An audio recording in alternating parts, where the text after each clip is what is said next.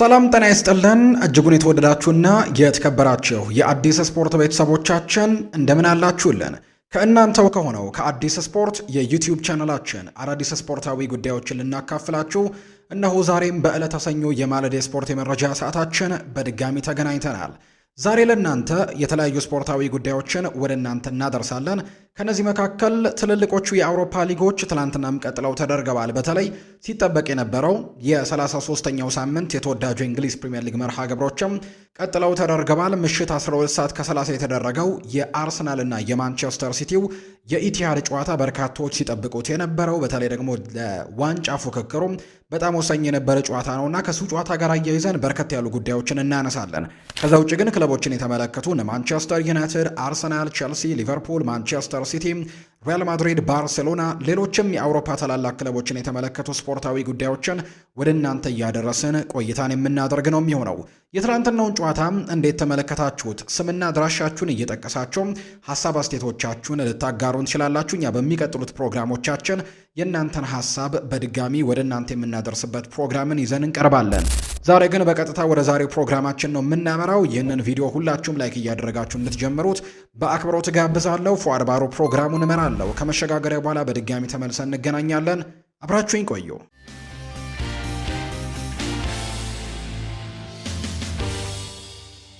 የሀገር ውስጥ መረጃን በማስቀደም ነው የዛሬ ፕሮግራማችንን የምንጀምረው። የኢትዮጵያ ብሔራዊ ቡድን ትናንትና በሰፊ የግብ ልዩነት ማሸነፍ ችሏል።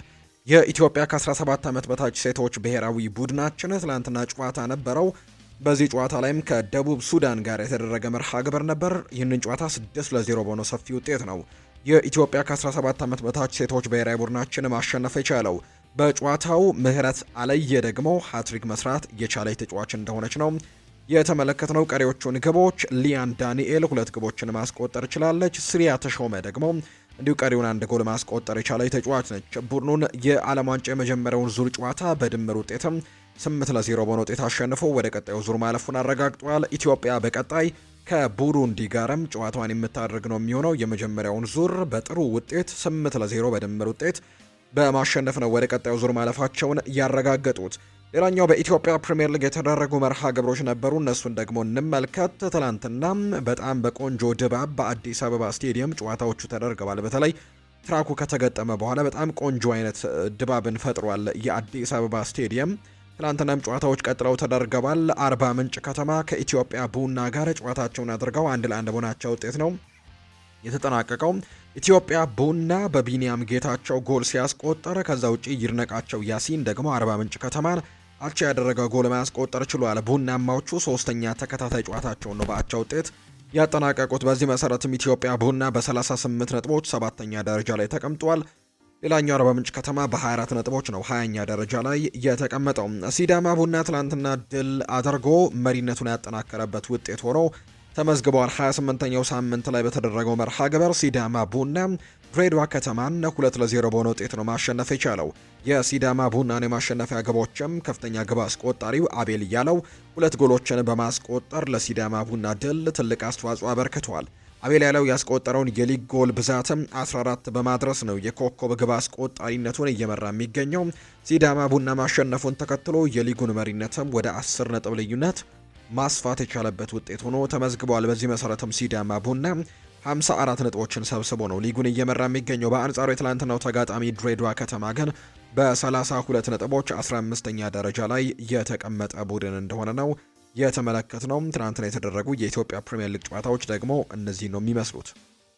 ወደ ውጭ ሀገር ስፖርታዊ መረጃዎቻችን በቀጥታ እንውሰዳችሁ ወደ ቤተሰቦቻችን። የተወዳጁ የእንግሊዝ ፕሪሚየር ሊግ እና የአውሮፓ ታላላቅ ሊጎች ትላንትና በርከት ብለው ጨዋታዎች ቀጥለው ተደርገዋል። እነሱን ጨዋታዎች ደግሞ እንመልከት። ትላንትና በተወዳጁ የእንግሊዝ ፕሪሚየር ሊግ 4 ያክል በጣም ወሳኝ የሚባሉ ጨዋታዎች ተደርገዋል። በሁሉም የፉክክር ደረጃ ላይ በጣም የሚጠበቁ ጨዋታዎች ነበሩ። ለምሳሌ ያክል የአውሮፓ ቻምፒየንስ ሊግን ቦታ ይዞ ለማጠናቀቅ በሚደረገው ፉክክር ውስጥ ትላንትና ጨዋታዎች ነበሩ። አስተን ቪላ ትላንትና ጨዋታውን አድርጓል።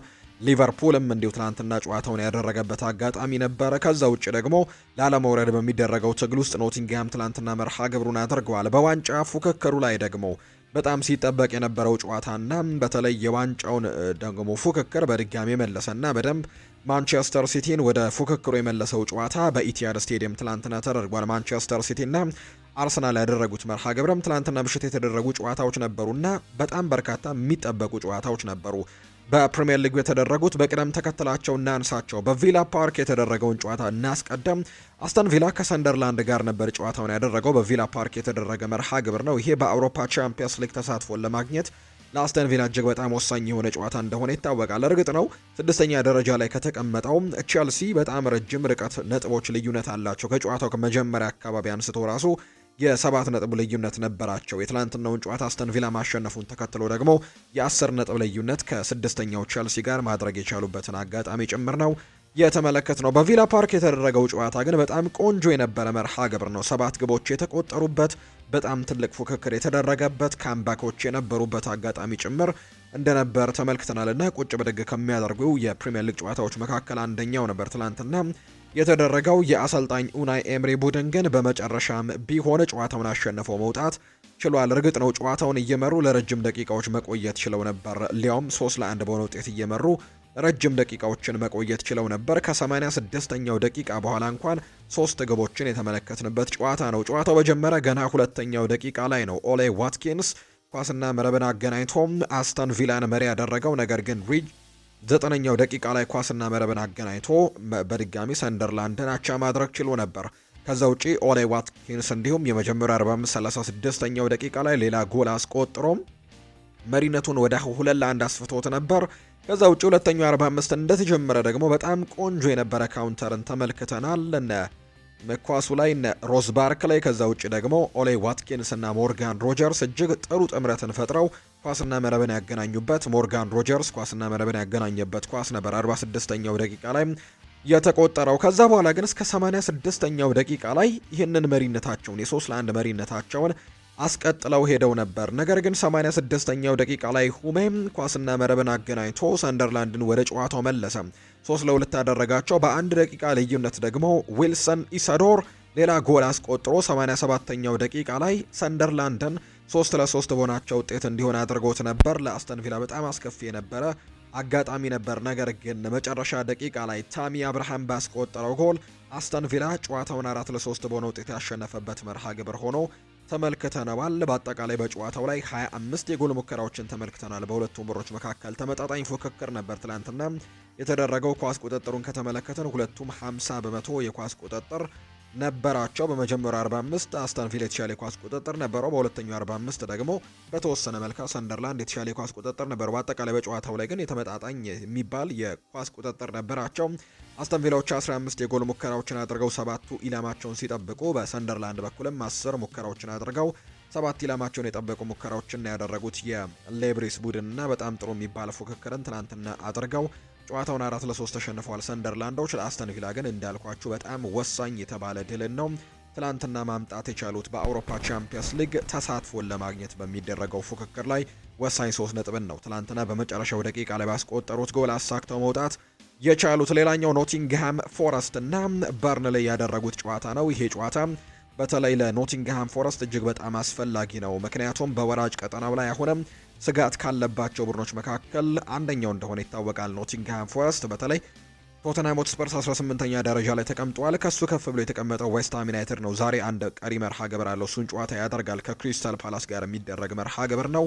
ከዛ ውጭ ከነሱ ከፍ ብሎ የተቀመጠው ደግሞ ኖቲንግሃም ፎረስት ነው። አሁን የትላንትናውን ጨዋታ ማሸነፉን ተከትሎ ኖቲንግሃም ፎረስት ወራጅ ቀጠናው ላይ ከሚገኘው ቶተንሃም ሆትስፐርስ ያለውን የነጥብ ልዩነት ወደ 5 ማስፋት የቻለበትን እድል አግኝቷል። ምናልባት በቀጣዮቹ ጨዋታዎች ላይ እንደዚሁ ጥሩ ውጤቶችን ማምጣታቸውን የሚቀጥሉ ከሆነ ምናልባት ቶተንሃም ለመትረፍ የግድ ዌስትሃም ዩናይትድን ቶሎ መያዝ እንዳለበት ነው በርካቶች ሀሳቦቻቸውን እየሰጡ የሚገኙት። ኖቲንግሃም ፎረስት ግን ትላንትና ሌላኛው ወራጅ ቀጠና ላይ የሚገኘውን ቡድን በርንሌይን ነው በሜዳው ሲቲ ግራውንድ የገጠመው። በሳምንቱ አጋማሽም በዩሮፓ ሊግ በጣም ጥሩ የሚባል ውጤትን አምጥተው ነበር የቪቶር ፔሬራ ቡድንና የትላንትናው ጨዋታ ደግሞ እንዲሁ ሲጠበቅ ነበር። ኖቲንግሃም ፎረስት ድል ቀንቶታል። 4-1 በሆነ ውጤት ነው ማሸነፍ የቻለበትን አጋጣሚ ጭምር የተመለከት ነው። በትላንትናው ጨዋታ ላይ በተለይ ደግሞ የወሳኝ ተጫዋቻቸው የኤሊዮት አንደርሰን እናት በቅርቡ ማረፋቸውን ተከትሎ እሳቸውን በማስታወስ ነው ጨዋታው የተጀመረው። በመጀመሪያው 45 የጨዋታ ደቂቃ ላይ እንዲሁ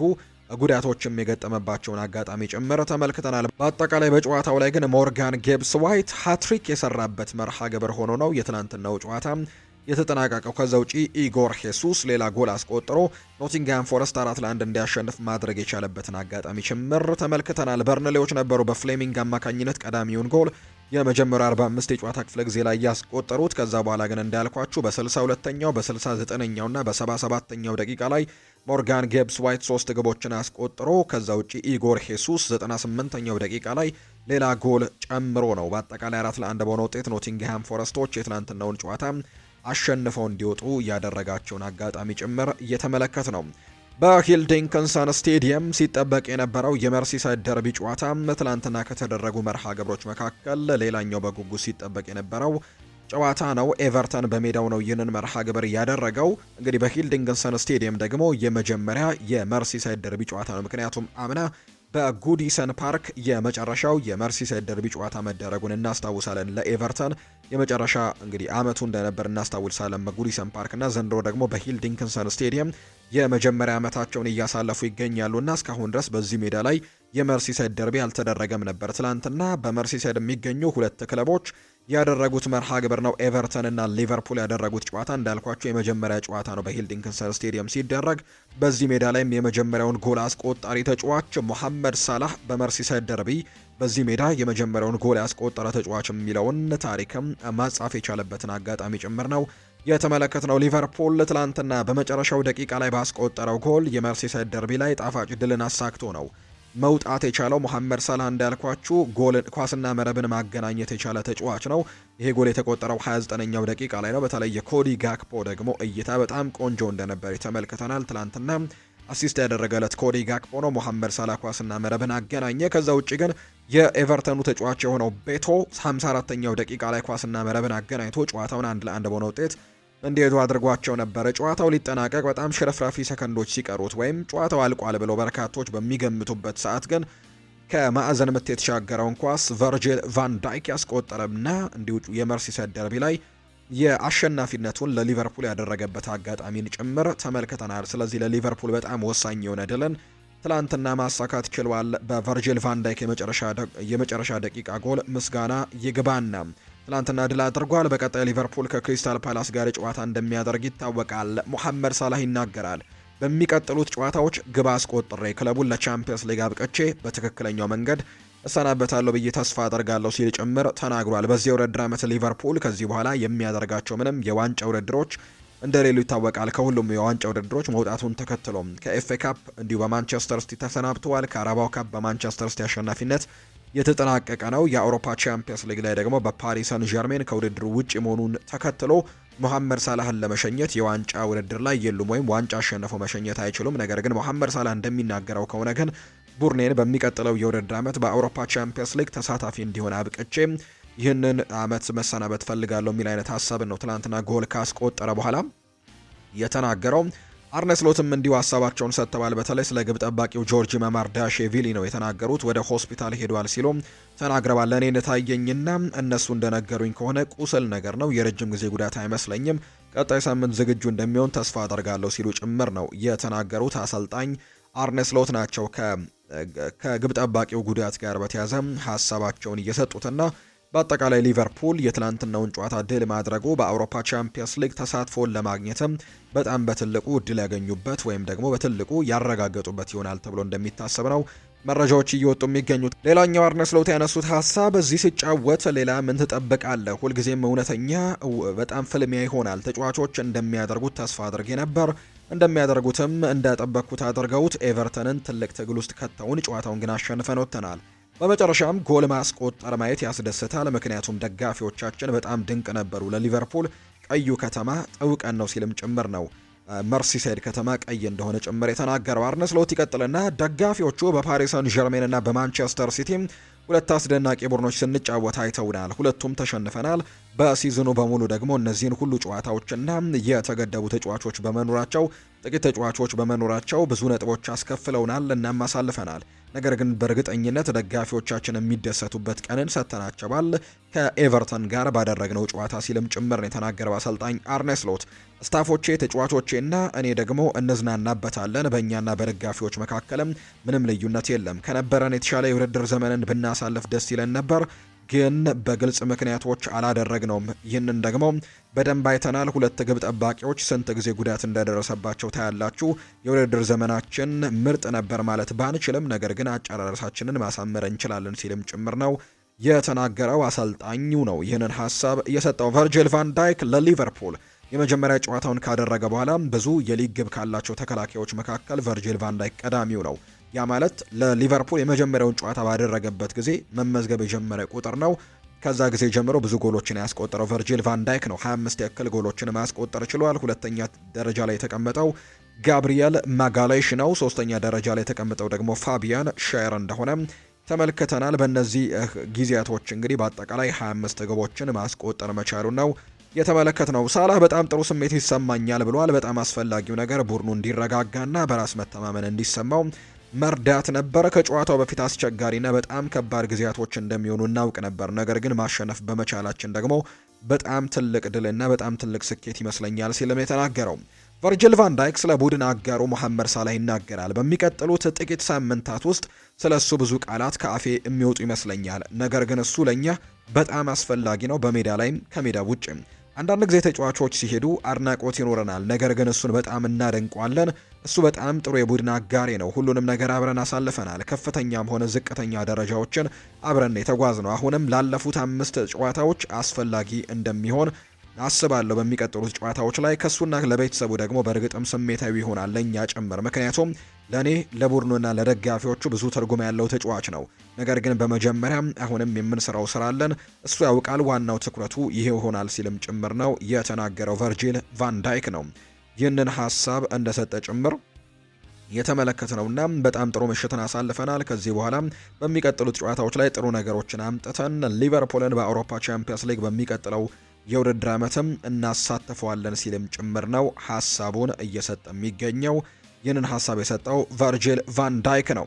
ሌላኛው ከጨዋታው በፊት የኤቨርተኑ አሰልጣኝ ዳቪድ ሞይስ አንድ ሀሳብን ሰጥተው ነበር። በተለይ ኤቨርተን የትላንትናውን ጨዋታ ማሸነፍ ቢችል ኖሮ ነጥቡን 50 ማድረስ ይችል ነበርና ምናልባት 6ኛ ደረጃነቱን ጭምር ከቼልሲ መረከብ የሚችልበት ትልቅ እድል ነበረውና የአውሮፓ ውድድሮች ላይ ተሳትፎን ለማግኘትም በጣም ትልቅ እድል ይሰጣቸው ነበር። የትላንትናውን ጨዋታ ማሸነፍ ምናልባት በዩሮፓ ሊግ አሊያም ደግሞ በኮንፈረንስ ሊግ የመሳተፍ እድልን ያገኙ ነበር። የኤቨርተኑ አሰልጣኝ ዳቪድ ሞይስም ከጨዋታው በፊት የአውሮፓ ውድድሮችን ማግኘት በጣም ለኛ ትልቅ ስኬት ይሆናል ሲሉ ጭምር ተናግረው ነበር። ነገር ግን ጨዋታው ላይ ያንን ነገር ማድረግ አለመቻላቸው ተመልክተናል። በመጨረሻዎቹ ሽርፍራፊ ሰከንዶች ላይ በተቆጠረባቸው ጎል ነው ይህንን እድል ሳያገኙ የቀሩበትን አጋጣሚ ጭምር የተመለከትነው። ነገር ግን ገና ቀጣይ ሳምንታት ይቀራሉና በእነዛ ጨዋታዎች ላይ ደግሞ የተሻሉ ውጤቶችን ማምጣት የሚችሉ ከሆነ የአውሮፓ ውድድሮች ላይ ተሳትፎን ለማግኘት አሁንም እድሉ በእጃቸው እንደሆነ ጭምር ነው አሰልጣኝ ዳቪድ ሞይስ እየተናገሩ እንደሚገኙ የተገለጸው። ሌላኛው ትናንትና ምሽት የተደረገው በጣም ተጠባቂውን ጨዋታ እንመልከት። ማንቸስተር ሲቲ ኢቲሃድ ስቴዲየም ላይ ነው አርሰናልን ትናንትና ያስተናገረ። በጣም ሲጠበቅ የነበረ ጨዋታ ነው። በተለይ በፕሪሚየር ሊጉና በሌሎችም ውድድሮች ላይ በተከታታይ አርሰናል ሽንፈት ገጥሞት እንደነበረ እናስታውሳለን። በተለይ ባለፈው ሳምንት በቦርንመዝ የተሸነፈበት መርሃ ግብር ደግሞ ማንቸስተር ሲቲን ወደ ዋንጫው ፉክክር ጎትቶ ያስገባበት መርሃ ግብር እንደሆነ በርካቶች ያምናሉ። ያለፈው ሳምንት ሽንፈቱ ለአርሰናል በጣም ትልቁን ነጥብ የጣሉበትና ትልቁ ሽንፈት እንደሆነ በርካቶች ያነሳሉ። ማንቸስተር ሲቲን ወደ ፉክክሩ ያስገባበት፣ ማንቸስተር ሲቲን ወደ ዋንጫው ድግስ ጠርቶ ያስገባበት አጋጣሚና ለማንቸስተር ሲቲ ሌላ እድል የሰጠበት መርሃ ግብር እንደነበር እናስታውሳለን። ከዛ በኋላ ደግሞ በአጨራረሱ ላይ የሚታወቀው የፔፕ ጓርዲዮላ ቡድን ወይም በመጨረሻዎቹ ሳምንታት ላይ ምን ያክል ስል እንደሆነ የሚታወቀው የማንቸስተር ሲቲው የፔፕ ጓርዲዮላው ስብስብ ያንን ነገር በትክክል እየተጠቀመበት ያለ ይመስላል። ምክንያቱም አሁን የነጥብ ልዩነቱን ወደ 3 አጥብቦታል። ከዛ ውጪ ደግሞ አንድ ቀሪ መርሃ ግብር አለው። ከዛ ውጪ የፊታችን ማክሰኞ በወራጅ ቀጠናው ላይ ከሚገኘው በርንሌ ጋር ጨዋታውን ያደርጋልና ምናልባት ያንን ጨዋታ 1-0 እንኳን ቢያሸንፍ ማንቸስተር ሲቲ ያንን ጨዋታ በምንም አይነት ውጤት ድል ማድረግ የሚችል ከሆነ ነጥቡን 70 ደርሶ በግብ ክፍያ በልጦ መሪነቱን መረከብ የሚችልበትን እድል አሁን ላይ አርሰናል በሰጠው እድል ማለት ነው ያንን ነገር በደንብ ማመቻቸት እንደቻለ ነው እየተመለከትን የምንገኘው። እስኪ በመጀመሪያ ትላንትናውን ጨዋታ ከማንሳታችን በፊት ማንቸስተር ሲቲ እና አርሰናል በመጨረሻዎቹ ሳምንታት ላይ የሚያስመዘግቧቸውን ውጤቶች እንመልከት። ምክንያቱም ከዚህ በፊትም በርከት ያሉ ትልልቅ የሚባሉ አሰልጣኞች ይህንን ነገር ሲናገሩ በደንብ እናስታውሳለን። ለምሳሌ ያክል ሰር አሌክሳንደር ቻፕማን ፈርጉሰን በአንድ ወቅት ይህንን ተናግረው ነበር። የዋንጫ ውድድር የሚጀምረው በመጋቢት ወር ነው ሲሉ ጭምር ተናግረው ነበር።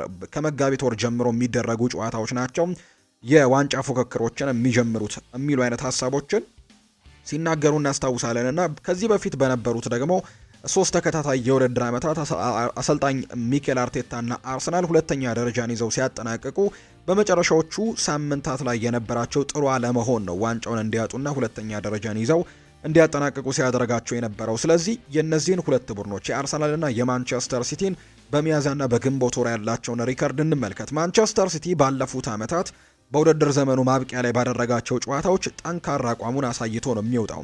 ማንቸስተር ሲቲ በሚያዝያና ግንቦት ወር ካደረጋቸው ያለፉት 40 የፕሪሚየር ሊግ ጨዋታዎች የትላንትናውን ሳንጨምር ማለት ነው 40 የፕሪሚየር ሊግ ጨዋታዎች አንዱን ነው የተሸነፈው። ባለፉት ዓመታት በአጠቃላይ 40 ጨዋታዎች ተቆጥረው ሲታዩ ማንቸስተር ሲቲ የተሸነፈው አንድ ጨዋታን ብቻ ነው በ40 ጨዋታዎች። በተጨማሪም በእነዚህ ወራት በሜዳው ያደረጋቸውን ያለፉትን 19 ተከታታይ ጨዋታዎች ደግሞ ማሸነፍ የቻለ ቡድን እንደሆነ ተመልክተናል። ለመጨረሻ ጊዜ በእነዚህ ሁለት ወራት ውስጥ ሲቲን በሜዳው ገጥሞ ነጥብ ያገኘው ሊቨርፑል ብቻ ነው በ2022 አቻ የወጣበት መርሃ ግብር። ከዛ ውጭ ግን ሁሉንም ጨዋታዎች በሜዳቸው ያደረጋቸውን ጨዋታዎች በሙሉ ማሸነፍ ችሏል። ትላንትናም ያንን ነገር ነው ማሳካት የቻለው። በዛን ዓመት ማንቸስተር ሲቲም ሊቨርፑል በአንድ ነጥብ በመብለጥ ሊጉን ማሳካቱን ጭምር የምናስታውሰው እንደነበር እናስታውሳለን። ከዛ ውጭ ደግሞ አርሰናልን ደግሞ እንመልከት። አርሰናሎች ባለፉት ዓመታት በሁለቱ ወራት በሚያዝያና በግንቦት ማለት ነው ያስመዘገቡት ውጤት ደግሞ አስከፊ የሚባል ባይሆንም ነገር ግን ስኬታማ የሚባል ግን አይደለም። በተለይ ዋንጫዎችን ለማምጣት የመጨረሻዎቹ ወራት በጣም ወሳኝ እንደሆነ ይታወቃልና በእነዚህ ወራት ግን አርሰናል ያስመዘገበው ውጤት ለሻምፒዮንነት የሚያበቃ አይነት ውጤት እንዳልሆነና በተለይ ደግሞ ለዋንጫ የሚፎካከር ቡድን ያንን ነገር በደንብ ማስተካከል እንዳለበት የሚያሳዩ አይነት ውጤቶችን ያመጣው። እንዳልኳችሁ መጥፎ የሚባል አይደለም፣ ነገር ግን ለስኬታማ ቡድን ደግሞ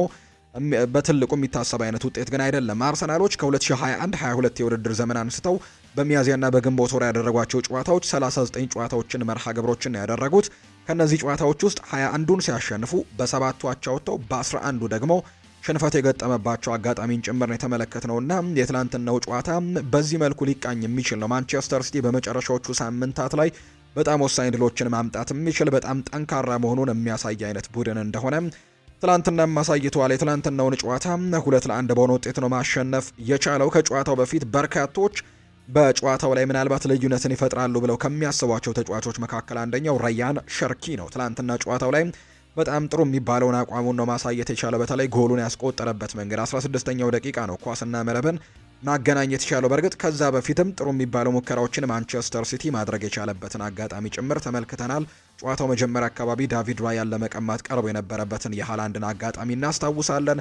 ከዛ ውጪ ደግሞ እንዲሁም የግቡ ቋሚ የመለሰባቸውን አጋጣሚ ጭምር የምናስታውሰውን ማንቸስተር ሲቲዎች ጎሉን ከማስቆጠሩ በፊትም ጥሩ ሙከራዎችን ለማድረግ ሲሞክሩ ጭምር ተመልክተናል። ነገር ግን 16ኛው ደቂቃ ላይ ራያን ሸርኪ የግል ታለንቱን ተጠቅሞ በተለይ በጣም ጥሩ ታለንትር ተጫዋች እንደሆነ በትናንትናው ጨዋታ ላይም በደንብ አሳይቷል። በጣም ቆንጆ ታለንት አለው። ትናንትና በጣም ቆንጆ ጎል ነው ማስቆጠር የቻለው።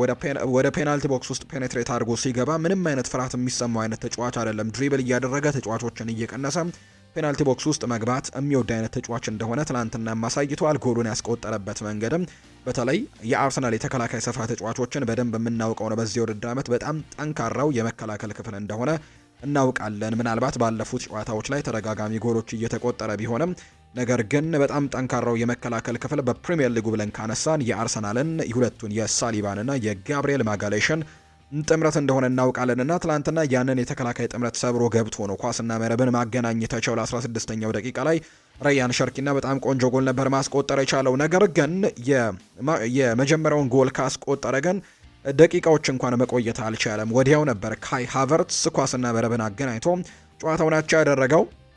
በተለይ እዚህ ኳስ ጋር የጂያንሉጂ ዶናሩማ ስህተትን በደንብ የተመለከትንበት አጋጣሚ ጭምር ነበር። ካይ ሃቨርትስ ጂያንሉጂ ዶናሩማ ኳስን በሚመታበት ሰዓት ተደርቦበት ነው ኳስና መረብን ማገናኘት የቻለው። ነገር ግን ጂያንሉጂ ዶናሩማ ይህንን ጥፋት ይስራ ወይም ደግሞ ይህንን ስህተት ይስራ እንጂ በጨዋታው ላይ ግን ማንቸስተር ሲቲን ታድጎ የወጣበት ግን በጣም ጥሩ የሚባሉ ሴቮችን ደግሞ ማድረግ የቻለበትን አጋጣሚ ጭምር ተመልክተናል። ኤርሊንግ ሃላንድም ቢሆን ኳስና መረብን ካገናኘ በኋላም ቢሆን ከዛም በፊትም በጣም ጥሩ የሚባሉ አጋጣሚዎችን አርሰናሎች በጨዋታው ላይ ማግኘት ችሏል። ካይ ሃቨርትስ ያመከናቸውን ኳሶች ማስታወስ ይቻላል። ከግብ ጠባቂው ጂያንሉጂ ዶናሩማ ጋር ተገናኝቶ በጣም ቆንጆ የሚባል አጋጣሚን አግኝቶ ግብ ጠባቂው ያወጣበት ከዛው በመጨረሻው አካባቢ ደግሞ እንዲሁ በጭንቅላት ገጭቶ የሞከረውን ኳስና ጂያንሉጂ ዶናሩማ ያወጣበትን ሙከራ ጭምር በደንብ የምናስታውሰው ነው። ኒኮ ኦራይሊ ይህንን ነገር በደንብ ገልጾታል።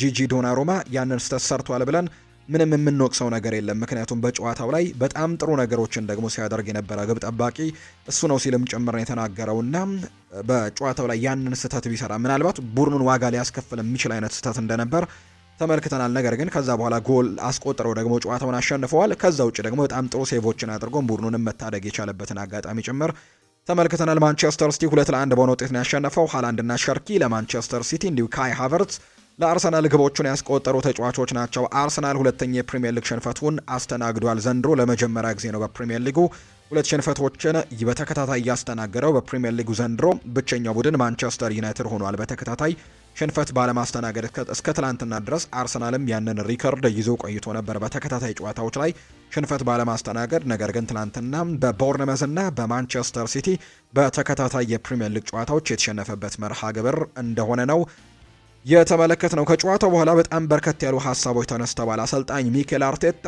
ከዛ ውጪ ማርቲን ኦዴጋርድም የዋንጫው ነገር ገና አላለቀም ወይም አላበቃለትም ሲሉ ጭምር ነው ሀሳቦቻቸውን የሰጡት። በኋላ ላይ በስፋት እናነሳዋለን።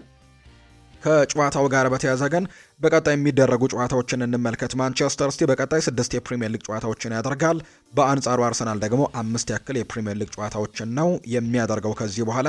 ለምሳሌ ማንቸስተር ሲቲ በቀጣይ የፊታችን ማክሰኞ ማለትም ነገ ከበርንሌ ጋር ጨዋታውን ያደርጋል። ቀደም ብዬ እንደገለጽኩላችሁ ጨዋታውን ማሸነፍ የሚችል ከሆነ በምንም ውጤት ወደ መሪነቱ መምጣት ይችላል። ከዛ በኋላ ግን ከኤቨርተን ጋር ይጫወታል፣ ከብሬንትፈርድ ጋር፣ ከቦርንመስ፣ ከክሪስታል ፓላስ እና ከአስተን ቪላ ጋር ቀጣይ የማንቸስተር ሲቲ መርሃ ግብሮች ናቸው። በአንጻሩ አርሰናል ከኒውካስል ዩናይትድ ጋር በሳምንቱ መጨረሻ መርሃ ግብሩን ያደርጋል። ከፉልሃም፣ ከዌስትሃም ዩናይትድ፣ ከበርንሌ እና ከክሪስታል ፓላስ ጋር የሚያደርጋቸው ጨዋታዎች የአርሰናል ቀጣይ መርሃ ግብሮች ናቸውና እነዚህ ጨዋታዎች በትልቁ ይወስኑታል ተብሎ ይታሰባል። የሚቀጥለው የፕሪሚየር ሊጉን የውድድር ዓመት በአሸናፊነት ያጠናቅቃል በሚለው ጉዳይ ላይ በትላንትናው ጨዋታ ላይ በተለይ ማንቸስተር ሲቲዎች በመጀመሪያው 45 የጨዋታ ክፍለ ጊዜም ጥሩ የሚባል እንቅስቃሴዎችን ማድረግ የቻሉበት በኳስ ቁጥጥሩ ረገድ በሁለቱም ሀፎች የተሻሉ የነበሩበትን አጋጣሚ ጭምር ተመልክተናል። አርሰናል በሁለተኛው አጋማሽ በተለይ የሆኑ ደቂቃዎች ላይ በጣም ማርሹን ቀይሮ ወደ ማጥቃቱ በደንብ ማጥቃት አካባቢ ላይ ተመልክተነው ነበር። ካይ ሃቨርትዝ ከግብ ጠባቂው ጋር ተገናኝቶ ያመከነበት። ከዛ ውጭ ደግሞ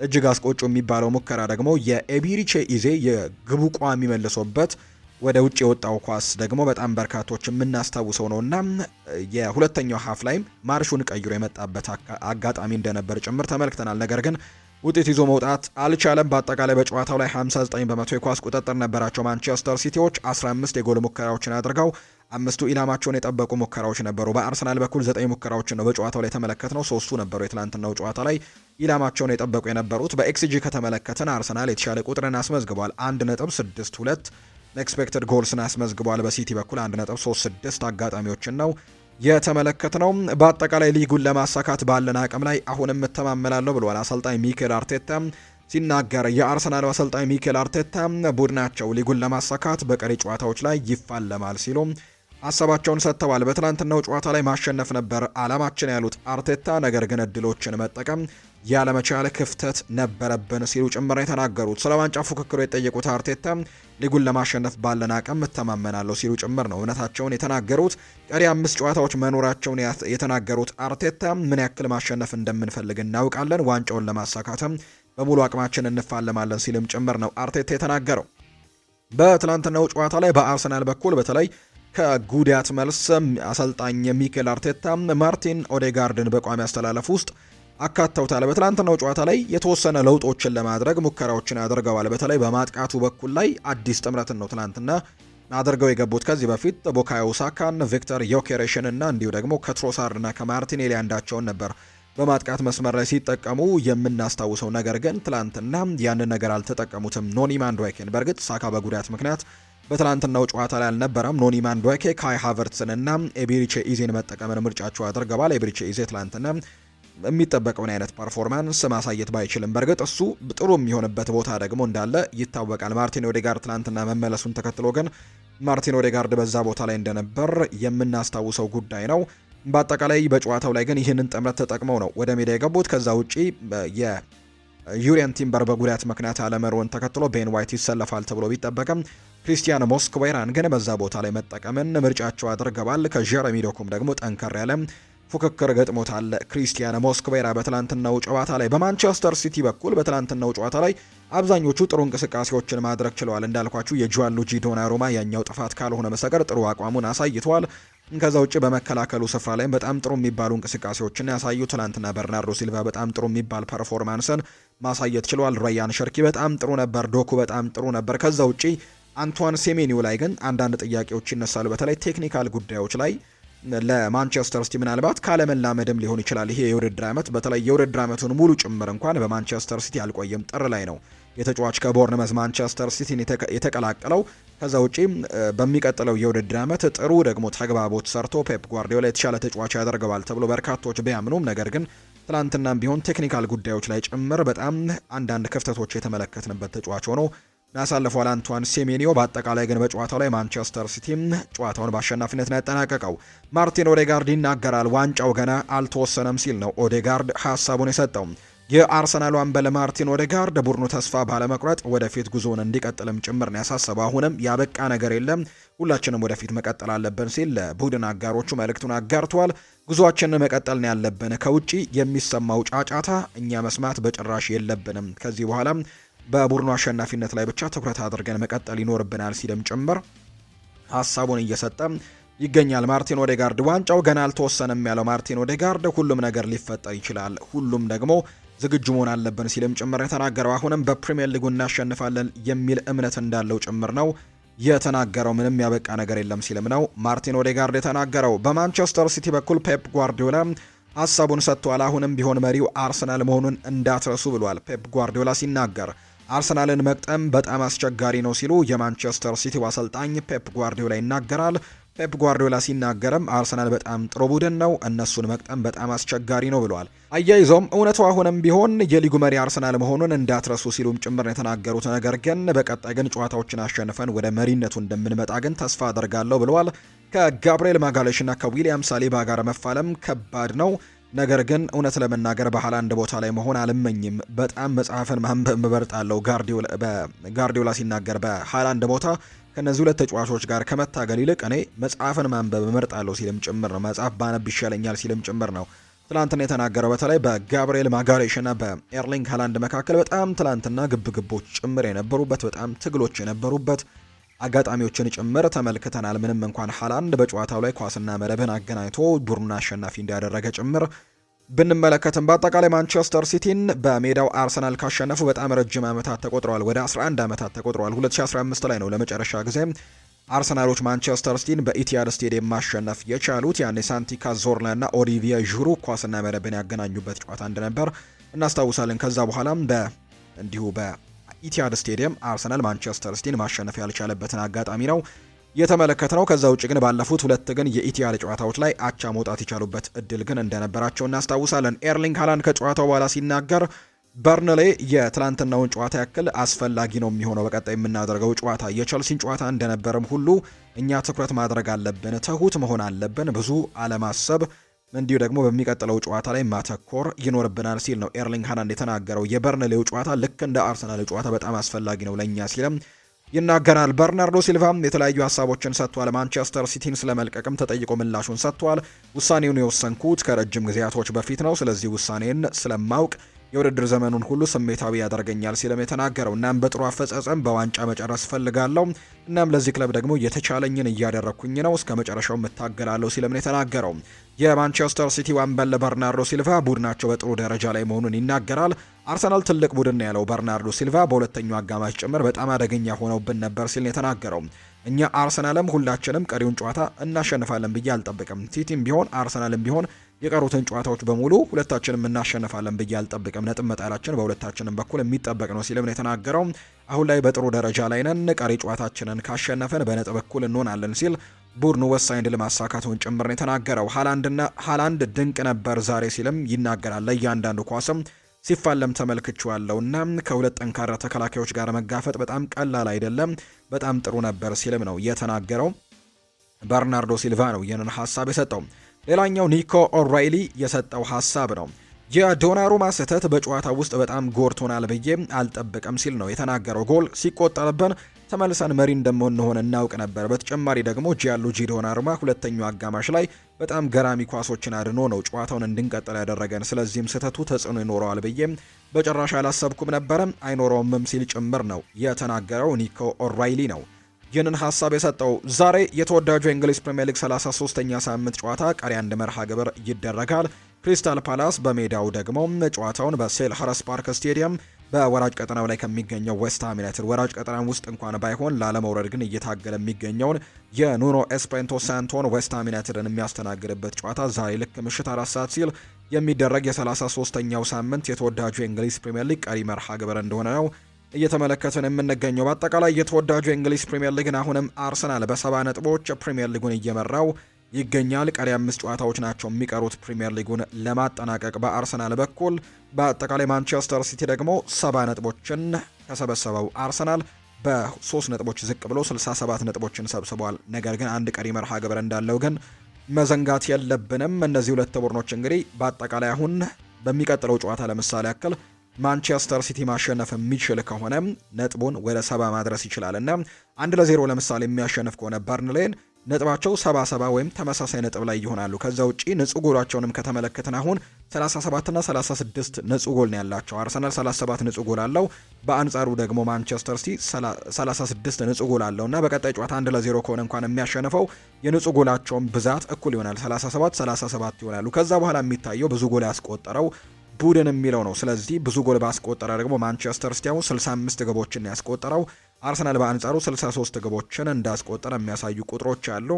እንግዲህ በአብዛኞቹ ተመሳሳይ ቁጥሮችን እያስመዘገቡ ነው የሚገኙትና በቀጣይ የሚያስቆጥሯቸው ጎሎችና የሚያመጧቸው ውጤቶች በጣም ይወስናሉ ተብሎ ይታሰባል። እንደተባለው ግን በርናርዶ ሲልቫ እንዳለው ግን ከዚህ በኋላ ሁለታችንም ሁሉንም ጨዋታዎች እናሸንፋለን ብዬ ግን አልጠብቅም ሲል የተናገረው አርሰናል ሁለት ተከታታይ ጨዋታዎችን የተሸነፈበት መርሃ ግብር ሆኗል። በቦርንመዝ ባለፈው ሳምንት፣ በማንቸስተር ሲቲ በዚህ ሳምንት።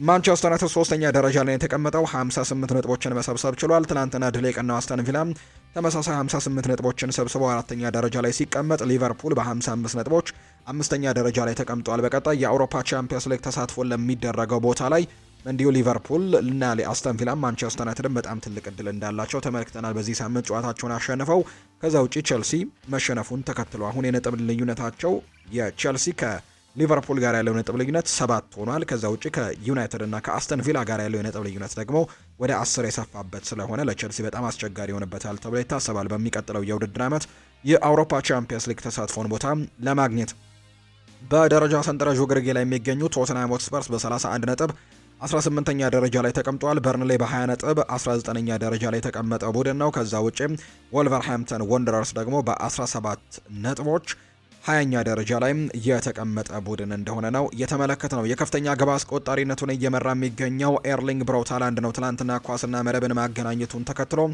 የጎል ብዛቱን 23 አድርሶታል። ከዛ ውጪ የብሬንትፈርዱ ኢጎር ቲያጎ በ21 ግቦች ይከተለዋል። አንቷን ሴሜኒዮ 15 ግቦችን ማስቆጠር የቻለ ተጫዋች ነው። የአሲስቱን ደረጃ ብሩኖ እየመራው ነው፣ 18 አሲስቶችን ያደርገዋል። ሮያን ሸርኪ በ10 አሲስቶች ደግሞ ይከተለዋል። የተወዳጁ የእንግሊዝ ፕሪምየር ሊግ በዚህ ሳምንት የተደረጉት ጨዋታዎችና ዛሬ የሚደረጉ የጨዋታ ጥቆማዎችን እንደ ደረጃ ሰንጠረዡን ደግሞ በዚህ መልኩ ቃኘን። ሌሎች ሀገራትን ሊጎች ደግሞ እንመልከት። የጀርመን ቡንደስሊጋ ሻምፒዮኑ ትላንትና ተረጋግጧል፣ ወይም ሻምፒዮኑ ማን እንደሆነ ታውቋል። በአሰልጣኝ ቪንሰንት ኮምፓኒ የሚሰለጥነው ባየር ሚኒክ የ2025-26 የውድድር ዓመት የጀርመን ቡንደስሊጋ ሻምፒዮን መሆኑን ትላንትና ማረጋገጥ የቻለበት ውጤት ነው የተመዘገበው። በተለይ በቦሩሲያ ዶርትመንድ በዚህ ሳምንት መሸነፉን ተከትሎ ነው ትላንትና የአሰልጣኝ ቪንሰንት ኮምፓኒ ቡድን ሻምፒዮን መሆኑን ያረጋገጠው። ትላንትና ድል አድርጓል። በቪንሰንት ኮምፓኒ የሚሰለጥነው ባየር ሚኒክ ሻምፒዮን መሆኑን ያረጋገጠው ትላንትና ስቱትጋርትን 4-2 በሆነ ውጤት ማሸነፉን ተከትሎ ነው። 4 ጨዋታዎች ከወዲሁ እየቀሩ የጀርመን ቡንደስሊጋንም ማሸነፍ ችሏል። ባየር ሚኒክ በአጠቃላይ የጀርመን ቡንደስሊጋን ዋንጫ ለ35ኛ ጊዜ ነው ማሸነፍ የቻሉት። እንዳልኳችሁ የዘንድሮ የውድድር ዓመቱ ደግሞ ገና 4 ያክል እንኳን ጨዋታዎች እየቀሩ ነው ባየር ሚኒክ ሻምፒዮን መሆኑን በትላንትናው ውጤት ማረጋገጥ የቻለው። ለባየር ሚኒክ ትላንትና 4 ግቦችን ሲያስቆጥሩ ለሻምፒዮኖቹ ግቦቹን ያስቆጠሩት ተጫዋች በመጀመሪያው 45 የጨዋታ ክፍለ ጊዜ 3 ግቦች ናቸው የተቆጠሩት። ራፋኤል ጉሬሮ፣ ኒኮላስ ጃክሰን እና አልፎንሶ ዴቪስ በመጀመሪያዎቹ 45 የጨዋታ ክፍለ ጊዜ ላይ ኳስና መረብን አገናኝተዋል። ከዛ ውጪ ተቀይሮ የገባው ሃሪ ኬንም ትናንትና ኳስና መረብን አገናኝቶ ጨዋታውን 4-2 በሆነ ውጤት እንዲያሸንፉ ማድረግ የቻለበትን ውጤት ነው ማስመዝገብ የቻለው። ይህንን ተከትሎ ሻምፒዮን መሆናቸውን አረጋግጠዋል። ሌሎች የጀርመን ቡንደስሊጋ የትላንትና ጨዋታዎችን እንመልከት። ፍራይበርግ ሄዲንሃምን 2-1 አሸንፏል። ከዛ ውጪ ቦሩሲያ ሞንቸግላድባህና ማይንዝ ደግሞ ጨዋታቸውን 1-1 በሆነ ውጤት ነው ማጠናቀቅ የቻሉት።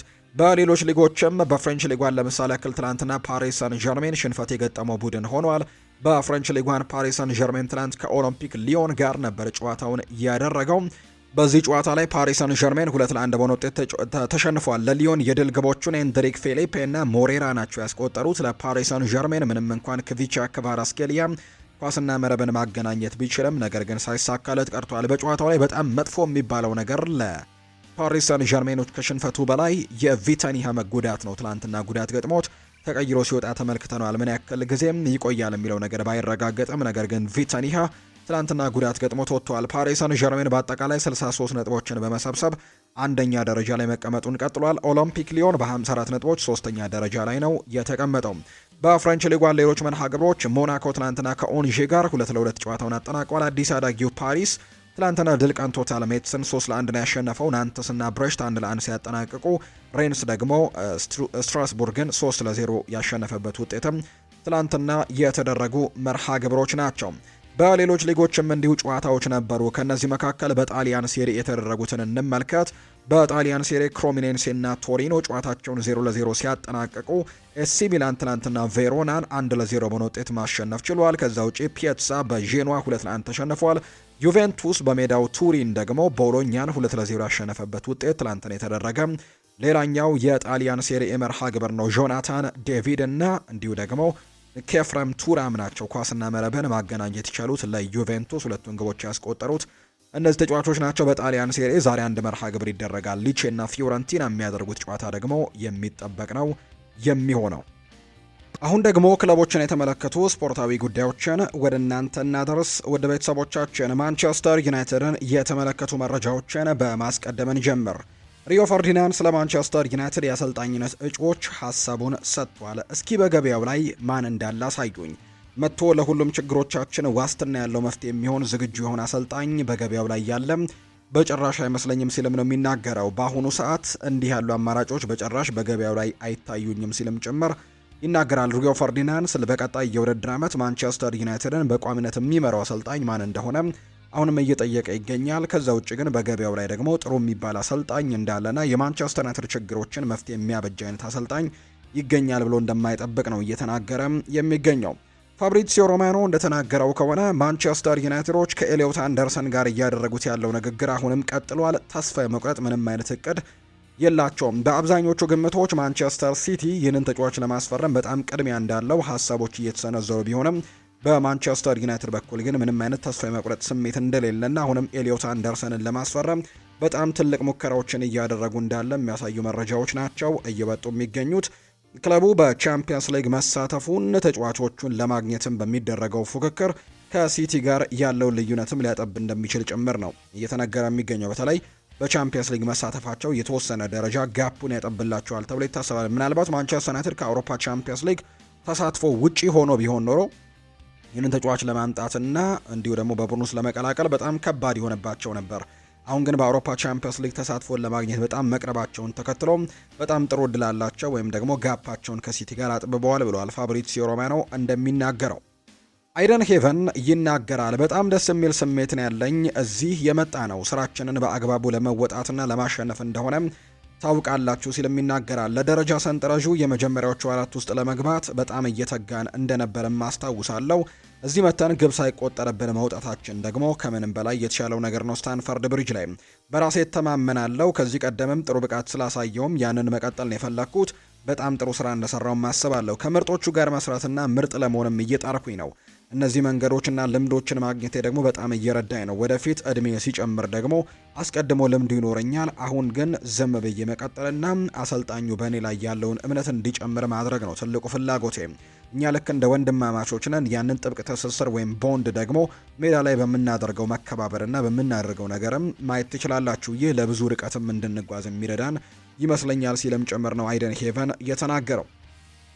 ሮይ ኪን ስለ አሌሃንድሮ ጋርናቾ ይናገራል። አሌሃንድሮ ጋርናቾ የሚጋነንለት ተጫዋች ነው ብለዋል። ወይም ኦቨርሬትድ የሚል አይነት ሀሳብን ጭምር ነው የሰጠው። ማንቸስተር ዩናይትድ ዓለም አቀፍ ደረጃ አለው ብሎ ራሱን በማታለል ከልክ በላይም ሰቅሎት ነበር ዩናይትድ እያለ ሲልም ነው አሌሃንድሮ ጋርናቾን በተመለከተ ሮይ ኪን የሚናገረው።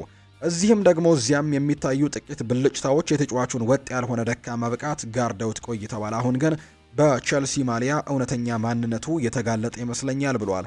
ይህንን ተጫዋች በማቲያስ ኩኛ ለመተካት የተወሰነው ውሳኔ በማንቸስተር ዩናይትድ ታሪክ ውስጥም ካየኋቸው ሁሉ የላቀ ብልህነት የተሞላበት እርምጃ ነው። ጋርናቾን አሰጥቶ ማቲያስ ኩኛህን ማምጣት በዚህ ቡድን ውስጥ በጣም በማንቸስተር ዩናይትድ ታሪክ ውስጥ ከተወሰኑት ትልልቅ ውሳኔዎችና በጣም ስኬታማ ከሆኑ ውሳኔዎች መካከል አንደኛው ነው ሲል ሮይ ኪን ሀሳቡን ይናገራል።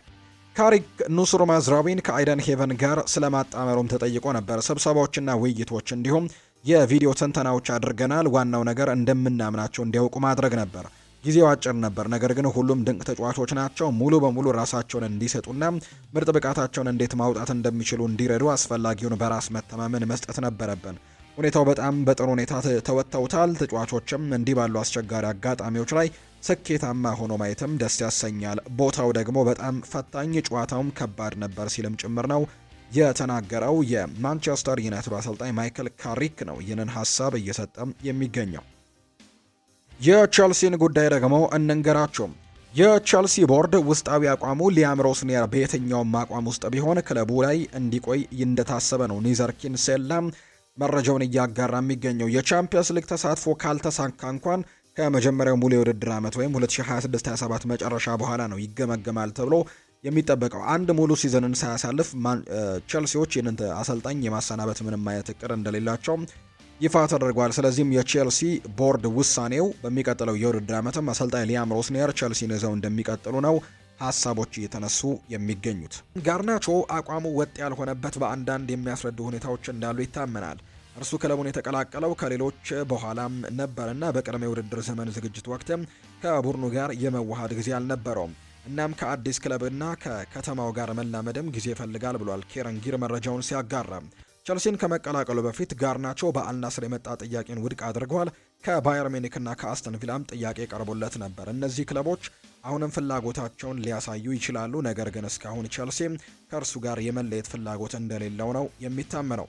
የ27 ዓመቱ ፈረንሳዊ የመሃል ተከላካይ አክሰል ዲሳሲም ዌስትሃም ዩናይትድ ከፕሪሚየር ሊጉ ካልወረዱ በቋሚ ውልም ለመቀላቀል ክፍት ነው ተብሏል። ዌስትሃም የውድድር ዘመኑ ከተጠናቀቀ በኋላ ከቼልሲ ጋር ተጨማሪ ውይይቶችን ለማድረግም ይዘጋጃሉ ተብሎ እንደሚታሰብ ነው ዘ አትሌቲክ ይፋ ያደረገው። በሂዳድ ኤግባሊም ይናገራል። በተለይም ከዓለም ዋንጫ ዓመት በኋላ በአራት ውድድሮች ላይ ለመወዳደር ጥልቅ ስኳድ ያስፈልጋል። ጥራት ያለው ስኳድም ያስፈልገናል ነው ያለው። በእነዚህ ሁሉ ውድድሮች ላይም ለመወዳደር ችሎታ ሊኖርህ ይገባል። እናም እንደገና እኛ የበለጠ ልናደርግ እንችላለን ብዬ አስባለሁ። ልምድ ያላቸው ተጫዋቾች ቡድኑ ላይ መኖር ያለባቸው ይመስለኛል። ወጣት ብቻ አይደሉም፣ ያረጁ ብቻ አይሆኑም። ነገሮችን በትክክል ቦታ ላይ ገጣጥመን በቀጥታ ለትልቅ ስኬትም እንዲወዳደሩ ማድረግ አለብን ሲልም ጭምር ነው የተናገረው። በሂዳድ ኤግባሊ ነው ይህንን ሀሳብ የሰጠው። ፔድሮ ኔቶም ይናገራል። ወደ ብቃታችን መመለስ አለብን። ለራሳችን ከፍተኛ ግምት መስጠትም እንዲሁ ይጠበቅብናል። በከባድ ጊዜያቶች ጫናን መቋቋም እንደምንችልም ማሳየት አለብን። ወደ ቀጣዩ ጨዋታ ሄደን ለማሸነፍ መሞከር ነው ያለብን። ሁሉንም ነገር ጠንካራ ስራ ይጠይቃል። በከፍተኛ ራስ መተማመንና መነቃቃትም ይኖርብናል ሲልም ጭምር ሀሳቡን ሰጥቷል። ሀሳቡን የሰጠው ደግሞ ፔድሮ ኔቶ ነው። ኮል ፓልመር ሲናገር እኔና ጄምስ ከባለቤቶቹ ጋር ቀጣይ ዓመት ምን ማድረግ እንዳለብን ተነጋግረናል። ምን አይነት ተጫዋቾች እንደምንፈልግ፣ ማን መልቀቅ እንዳለበት ጭምር ተወያይተናል። እነርሱም በሀሳባችን እንደተስማሙ ነግረውናል። ይህ ባይሆን ኖሮ ግን ሪስ ጄምስ እዚህ ለ6 ዓመታት ኮንትራት በፍጹም አያራዝምም ነበር ሲል ነው ኮል ፓልመር የተናገረው። ሊያም ሮስኔር ሲናገር ጫጫታውን መቋቋም ባልችል እዚህ ወንበር ላይ አልቀመጥም ነበር ብሏል። የሰማዮቹ አሰልጣኝ ሊያም ሮስኔር የሚቀርብባቸውን ጫና የመቋቋም አቅም እንዳላቸውን የገለጹት ጥያቄዎች ወደ እኔ የመጡት ክለቡን በተቀላቀልኩኝ በ3ኛው ደቂቃ ነው ያሉት ሮስኒየር ከ3 ወራት በኋላ ደግሞ አስቡት ብለዋል። አያይዘውም እንደዚህ አይነት ጫናዎችን መቋቋም ባልችል ኖሮ እዚህ ወንበር ላይ ባልተቀመጥኩኝ ነበር ሲሉ ነው የገለጹት። ቸልሲ ከዚህ ቀደም ስኬታማ ቡድን ሲሆን የቡድን ውስጥም በግለሰብ ሳይሆን በቡድኑ ደግሞ በማሊያው በመፋለም መንፈስ ነበር። አሁን ደግሞ ያጣነው እሱን ነው ሲልም ነው ሊያም ሮስኒየር ጨምሮ እየተናገረ እንደሚገኝ መረጃዎች እየወጡ የሚገኙት። አርሰናልን የተመለከተ መረጃን እንንገራቸው። የቀድሞው እንግሊዛዊ ተጫዋች የሆነው ጆኮል የዘንድሮ የቻምፒየንስ ሊግ የፍጻሜ ጨዋታ በባየር ሚኒክና በአርሰናል መካከል የሚደረግ ይመስለኛል ሲል ተናግሯል። የቀድሞው እንግሊዛዊ ተጫዋች ሲናገርም ሃሪኬን በዚህ ዓመት ባሎንዶር የማሸነፍ እድል አለው ሲልም ጭምር ነው የተናገረው። ሃሪኬን ከቻምፒየንስ ሊግና ዓለም ዋንጫውን ካሸነፈ ያለ ጥርጥር ባሎንዶርን ያሸንፋል ሲል ነው ጆኮል የሚናገረው። ስለ ቻምፒየንስ ሊግ ፍጻሜ የጠየቀው ጆኮል ባየር ሚኒክ ከአርሰናል ጋር የፍጻሜ ተፋላሚ ይመስሉኛል። አርሰናልን በልጅነቱ የለቀቀው ሃሪኬን በፍጻሜው እነሱን ለመቅጠም ተመልሶ የሚመጣም ይመስለኛል ሲልም ጭምር ነው የተናገረው ጆኮል ሲናገር። የፓሪስ ሰን ዠርሜኑ አሰልጣኝ ሉዊስ ኤንሪኬም ስለ አርሰናል ይናገራል። አርሰናል በአሁኑ ሰዓት በአውሮፓ ካሉ ምርጥ ቡድኖች አንደኛው ነው ብዬ አስባለሁ። ተመልከቱ፣ በዚህ ሲዝን የትኛውም ክለብ ነው በዚህ ከባድ በሆነው የቻምፒየንስ ሊግ ውድድር አንድም ጨዋታ ያልተሸነፈ ቡድን። ከአርሰናል ሌላ ይህንን ማድረግ የቻለው ክለብ የትኛው ነው? ሌላ ክለብ የለም ሲልም ጭምር ይናገራል። ይሄ እነሱ ትልቅ ጥንካሬ መገለጫቸው ነው። አርሰናል ከኳስ ጋር ያላቸው ቁርጠኝነት የተለየ ነው። በኳስ ቁጥጥሩ አውሮፓ ውስጥ ከሚገኙ ክለቦችም ከፍተኛ ደረጃ ላይ የሚገኝ ቡድን ነው። እነሱ አርሰናሎች ከኳስ ጋርም ሆነ ከኳስ ውጭም በጣም ጥሩ ቡድን ናቸውና እነሱ ለመቅጠም በጣም አስቸጋሪ ከሆኑ ቡድኖች መካከል አንደኛው ነው ሲል የፓሪስ ሰን ዠርሜኑ አሰልጣኝ ሉዊስ ኤንሪኬ ስለ አርሰናል ሀሳቡን ሰጥቷል። እኔ እርግጠኛ ሆኜ የምናገረው ነገር በዚህ ሰዓት ዓለም ላይ ከሚገኙት ክለቦች መካከል ያለ ኳስ ተጋጣሚን ከሚፈትኑ ቡድኖች በዓለም ላይ ካሉት ምርጥ ቡድኖች አንደኛው አርሰናል ነው ብዬም እገምታለሁ ሲልም ጭምር የተናገረው። ቡድኑ የሚጫወትበት መንገድን ስንመለከት ትክክለኛ ማንነት ያለውና ብዙ ጠንካራ መገለጫዎች ያሉት ቡድን ነው። እኛ ደግሞ ከነሱ ጋር በተወሰነ መልኩ ተመሳሳይ ነን።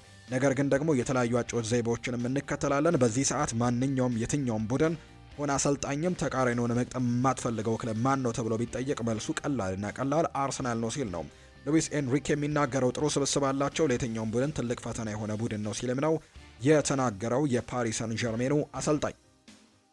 ፓሪስ ሰን ዠርሜኖች የአርሰናሉን ተጫዋች የሆነው ጋብሪኤል ማርቲኔሊን ለማስፈረም ፍላጎት እንዳላቸው የሚያሳዩ መረጃዎች ወጥተዋል።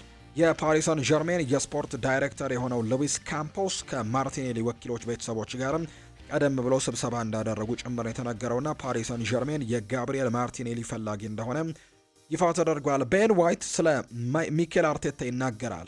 ቤን ዋይት ከአሰልጣኙ ጋር ስላለው ጥልቅ ግንኙነትም ሲናገር ሚኬል አርቴታ ለኔ እንደ አባቴ ነው። እኔን በደንብ ይረዳኛል። አንዳንድ ጊዜ ጥንካሬንና ድክመቴንም በትክክል የሚረዳው ብቸኛው ሰው እሱ እንደሆነ አውቃለሁ። ከእሱ ጋር በመስራቴም እውነተኛ ደስታንም ይሰጠኛል ሲልም ጭምር የተናገረው ማርቲን ዙቤሜንዲ ስለ ቡድኑ የመጨረሻ 3 ሽንፈቶችም እንዲሁ ይናገራል። ለቡድኑም ሆነ ለኔ በግሌ በጣም ከባድ ጊዜ ነበር። በየ3 ቀኑ ጨዋታዎችን እንጫወታለን። እናም ጉዳቶች በተደጋጋሚ ስብስባችንን እያጠቃ ነበር። አሁን ላይ በጥሩ መንገድ ላይ ነን። ለዚህም ደግሞ የስፖርቲንግ ሊዝበን ጨዋታ በጣም ጥሩ ማረጋገጫ ነው ሲልም ነው ካንዴ ናሲር ሀሳቡን እያጋራ የሚገኘው። የሪያል ማድሪድ ጉዳይን እናንሳ። ሪያል ማድሪድ ኤድዋርዶ ካማቪንጋን በባየር ሚኒክ ላይ ባየው ሁለተኛ ቢጫ ካርድ ዙሪያ ምንም አይነት እርምጃ ለመውሰድ እያሰቡ አይደለም። ይህንን የዳኛውን ስህተት እንደሆነ ቢያምኑም በክለቡ ደረጃ ግን በቻምፒየንስ ሊግ የሚገጥሙ የዳኝነት ጉዳዮች የሚታዩበት መንገድ ከሌላው የተለየ ይሆናል ተብሎ እንደሚታሰብ ነው ማርካ መረጃውን እያወጣ የሚገኘው። ኬሊያን ምባፔና በቪኒሲዮስ ጁኒየር በሪያል ማድሪድ ውስጥ የማይነኩ ወይም የማይሸጡ ተጫዋቾች ወይም ሊሸጡ የማይችሉ ተጫዋቾች ተደርገው ይታሰባሉ። ሁለቱም በሚቀጥለው የውድድር ዘመንም የቡድኑ አካል ይሆናሉ ተብሎ ነው የሚጠበቀው። የሚሸጡ ተጫዋቾች እንዳልሆኑ ነው ሀሳቦች የወጡት። ሪያል ማድሪድ ከሚቀጥለው የውድድር ዘመን በፊት በርካታ ተጫዋቾች የሚወጡበትና ቁልፍ ፈራሚዎች የሚገቡበት ከፍተኛ የቡድን ለውጥ ለማድረግም እየተዘጋጀ እንደሆነ ተነግሯል። ክለቡ ከቅርብ ጊዜ መውረድ በኋላም አብዮት ያስፈልገዋል ብሎ ነው የሚታመነው።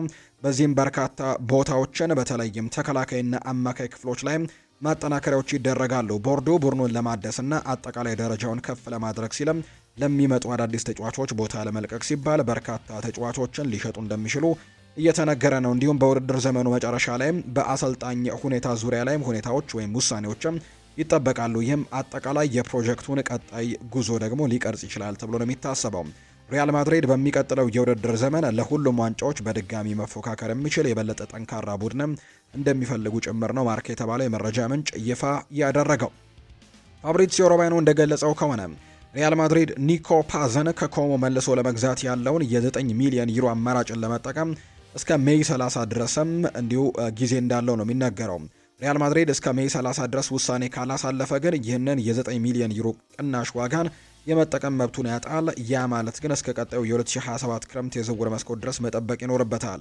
ሪያል ማድሪድ ተጫዋቹን መልሶ የመግዛት መብቱ በየአመቱ ዋጋው እየጨመረ ይሄዳል። በ2026 9 ሚሊዮን ዩሮ ነው በዚህ የውድድር ዓመት ማለት ነው። በሚቀጥለው ግን ከጠበቁ 11 ሚሊዮን ዩሮ ይገባል። በ2028 ደግሞ 12 ሚሊዮን ዩሮ አካባቢ ይሆናል።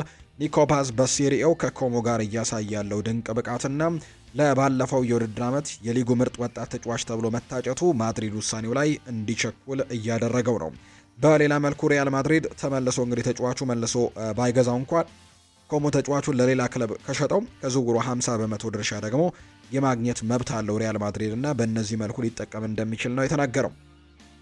ሪያል ማድሪድ ከተወሰነ ጊዜ በፊት ለቪኒ ጁኒየር የውልድ ሰዓት ጥያቄ አቅርቦ ነበር። ሆኖም ግን የቪኒ ወኪሎች ተጨማሪ ገንዘቦችን እየጠየቁ ነው። ክለቡ ቪኒ እንዲቆይ ይፈልጋል። ቪኒሲዮስ ራሱም ደግሞ መቆየትን ነው የሚፈልገው። ነገር ግን በገንዘብ ችግር ምክንያት ግን አሁንም ምንም አይነት ድርድር አልተደረገም። ሁኔታው እስከ ዓለም ዋንጫው መጨረሻ ድረስም ሊቆይ እንደሚችል ነው ጆርጅ ፒኮን መረጃውን እያጋራ እንደሚገኝ የተገለጸው። የቪኒሲዮስ እና የሪያል ማድሪድ የኮንትራት እድሳት ጉዳይ እስካሁን እልባት ያላገኘለት ጉዳይ ነው። በተለይ እንደ ስፔን ሚዲያዎች ሪፖርት ዘገባ ከሆነ የቪኒሲዮስ ጁኒየር ውል ማደስ ሂደትም በአሁኑ ወቅት እንዲሁ እየተራዘመ ወይም ደግሞ እየተጓተተ እንደሚገኝ ነው ይፋ የተደረገው። ሪያል ማድሪድ በበኩሉ ለተጫዋቹ የውል ማደሻ ጥያቄ ካቀረበ እንደቆየ ነው የሚታወቀው። ብራዚላዊው ኮከብ በአሁኑ ወቅት በአመት ከ15 እስከ 17 ሚሊዮን ዩሮ የተጣራ ደሞዝን የሚያገኝ ሲሆን ወኪሎቹ ግን ይህ መጠን ደሞዝን ቦነስን ጨምሮ ወደ 30 ሚሊዮን ዩሮ እንዲያድግላቸው እየጠየቁ ነው። ይህም ተጫዋቹ በክለቡ ከፍተኛ ተከፋይ ያደርገዋል።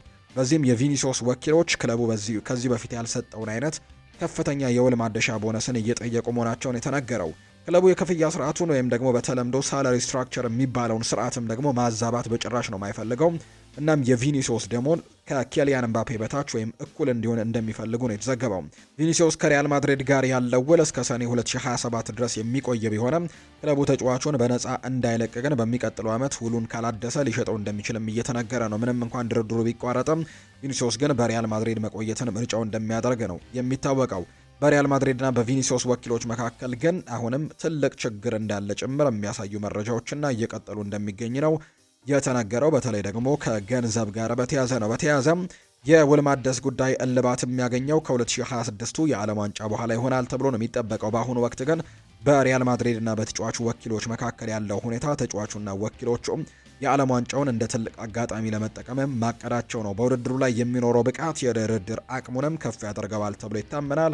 ሪያል ማድሪድ በአሁኑ ወቅት በአመት 20 ሚሊዮን ዩሮ የተጣራ ደሞዝን አቅርበውለታል። ይሁን እንጂ ቪኒሲዮስ ወኪሎቹ ግን 30 ሚሊዮን ዩሮ ደሞዝንና ቦነስን ጨምሮ እየጠየቁ ነው። ሪያል ማድሪድ በበኩሉ ግን ለተጫዋቹ ያቀረበው ክፍያን ለመጨመር ፍላጎት የለውም። 20 ሚሊዮን ዩሮ በቂ ነው ብለው ያምናሉ። ተጫዋቹ የቀረበለትን ውል ተቀብሎ ካልፈረመም በ2026 ክረምትም ለሽያጭ ሊቀርብ በሚችልበት እድልም እንዳለ ጭምር ነው የተነገረው። ሌላኛው የሚነሳው ጉዳይ ደግሞ ተአምር ካልተፈጠረ በስተቀር አልቫሮ አርቤሏ የሪያል ማድሪድ አሰልጣኝ ሆኖ አይቀጥልም ብሏል። የስፔኑ ማርካ የተባለው የመረጃ ምንጭ ነው ይህንን ይፋ ያደረገው። ምንም አይነት የመቀጠል እድል የለውም ተአምር ግን ከሌለ በስተቀር ሲልም ነው የተናገረው። ሪያል ማድሪድ ለረጅም ጊዜ የርገን ክሎፕን እንደ አንዱ አማራጭ ሲመለከቱት ቆይተዋል። ከዚህ ቀደም አንቸሎቲን ለመተካት የቀረበላቸውን ጥያቄ ውድቅ ማድረጋቸው ይታወሳል። በዛን ወቅት ክለቡ ለጀርመናዊ አሰልጣኝ የፈለጉትን ያክል ክፍያ እንዲሁ አቅርቦላቸው ነበር። ሆኖም ግን እሳቸው በአሰልጣኝነት ከመቀጠል ይልቅ በሬድቡል ግሩፕ ውስጥ የስፖርት አማካሪ በመሆንም የተለየ ፕሮጀክትን ጥሩ መስራትን እንደመረጡ ነው የተናገረው። ክሎፕ ምንም እንኳን በዚህ የውድድር ዘመን ወደ አሰልጣኝነት ሊመለሱ የሚችሉበት ወሬዎች ቢኖሩም የያዙትን ትልቅ ፕሮጀክት አቋርጠው ግን ወደ ስራ የመመለስ ምንም አይነት እቅድ እንደሌላቸው ከአንድም ሁለት ጊዜ ተናግረው እንደነበር የሚታወስ ነው። ሌላኛው ጆዜ ሞሪኒዮም ወደ ሪያል ማድሪድ የመመለስ እድል እንዳለው ሲነገር እንደነበር ይታወሳል። ነገር ግን አሁን ላይ እየወጡ በሚገኙ መረጃዎች መሰረት ፖርቱጋላዊው አሰልጣኝ ጆዜ ሞሪኒዮ ወደ ሪያል ማድሪድ የመመለስ እድላቸው የጠበበ እንደሆነና የሌለበት አጋጣሚ ጭምር እንዳለ ነው የተነገረው። በሪያል ማድሪድ ቤት ተጫዋቾችን የማሰናበት ወይም የመሸጥ ሂደት እጅግ አስቸጋሪ እየሆነ መጥቷል። በአሁኑ ወቅት በክለብ ውስጥ የሚገኙ ተጫዋቾች ሙሉ በሪያል ማድሪድ ባላቸው ቆይታ ደስተኛ በመሆናቸው ወደ ሌላ ክለብ የሚሄድ ምንም አይነት ፍላጎት እያሳዩ አይደለም። ብዙዎች ተጫዋቾች በሪያል ማድሪድ የሚያገኙት ከፍተኛ ደሞዝና ክብር በሌላው ክለብ ላይ እንደማያገኙት ስለሚያውቁ ውላቸውን አክብረው መቆየትን ይመርጣሉ። ቀደም ሲል እንደጠቀሰው ቪኒሲዮስ ጁኒየር አንደኛው ነው። ውሉን ለማደስ ቢቸገርም ከሪያል ማድሪድ የመውጣት ፍላጎት ግን የለውም።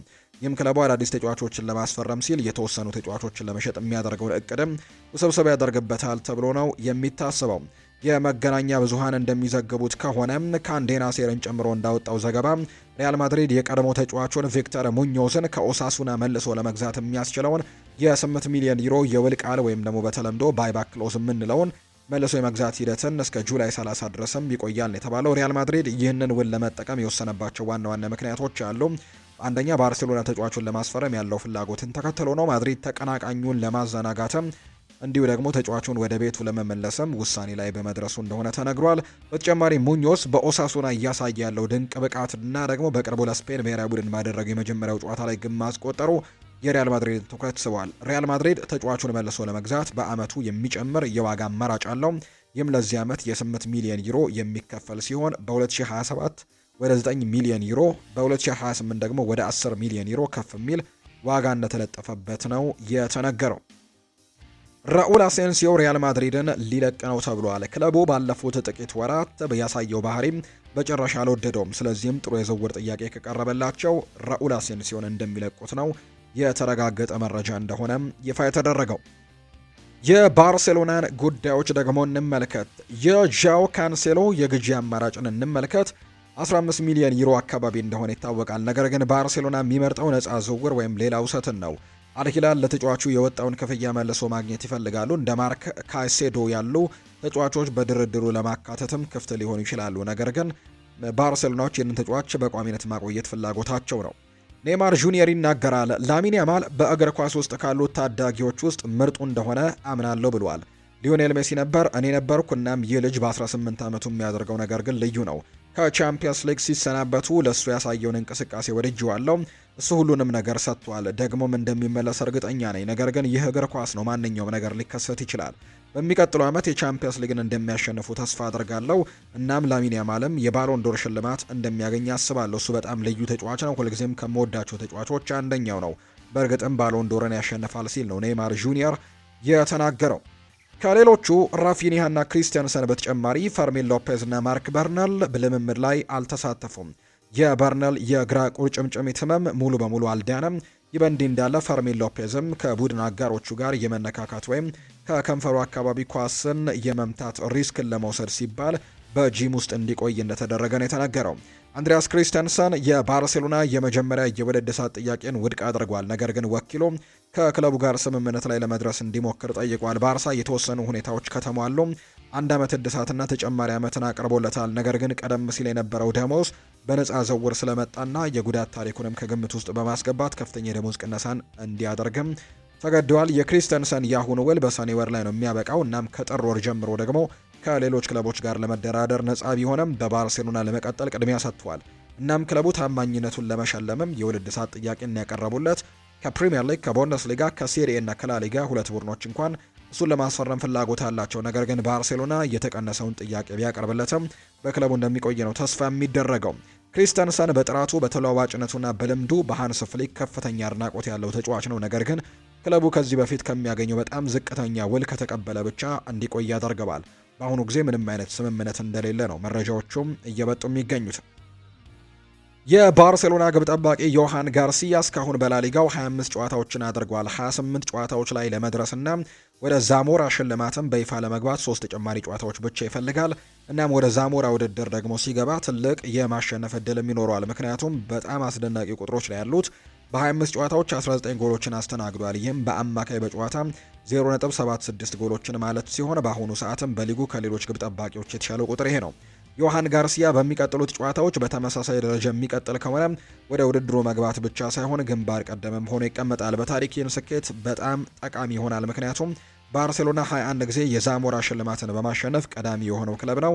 እናም ጋርሲያ ካሸነፈ ደግሞ ቁጥሩን ወደ 22ም ከፍ እንደሚያደርግለት ነው የሚጠበቀው። ሌላኛው ሮበርት ሌቫንዶስኪ በመጪዎቹ ወራት ባርሴሎናን የመልቀቅ ዕድሉ አሁን ላይ እጅጉን ከፍተኛ ሆኗል። ምንም እንኳን የመጨረሻው ውሳኔ እስካሁን ባይተላለፍም ክለቡ ግን ያለሱ ለወደፊቱን እያዘጋጀ እንደሚገኝ ነው የተነገረው። በባርሴሎና አመራር ውስጥ ከ80 እስከ 90 ሚሊዮን ዩሮ የሚያወጣ ትልቅ የዝውውር ስምምነት ለማጠናቀቅ ጠንክረው እየሰሩ እንደሆነ ውስጣዊ እምነት አለ።